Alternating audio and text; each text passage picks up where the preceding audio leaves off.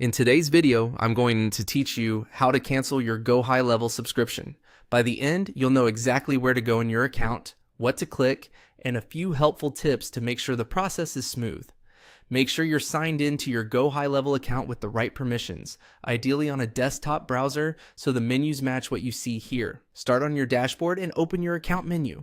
This is where you manage views and profile settings. From that menu, choose Switch to Agency View. Gohighlevel has two main perspectives: the location or sub-account view for day-to-day work, and the agency view where you control high-level settings like billing.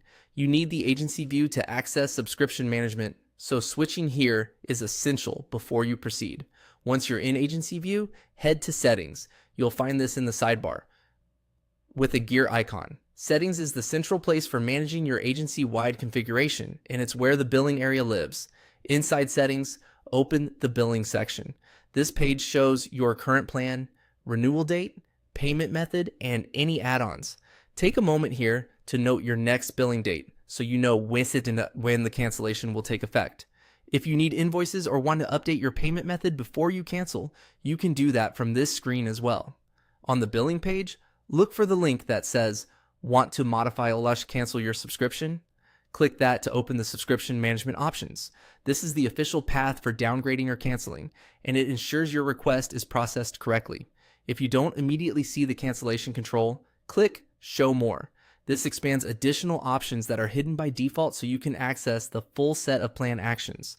Gohighlevel sometimes tucks the cancellation button behind this link to prevent accidental clicks. Now, select Cancel Plan. At this point, you may be prompted to confirm your choice or provide a brief reason. Follow the on-screen prompts to complete the process.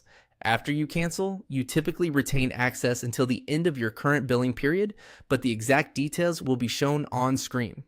For peace of mind, watch for a confirmation message or email indicating the cancellation has been recorded.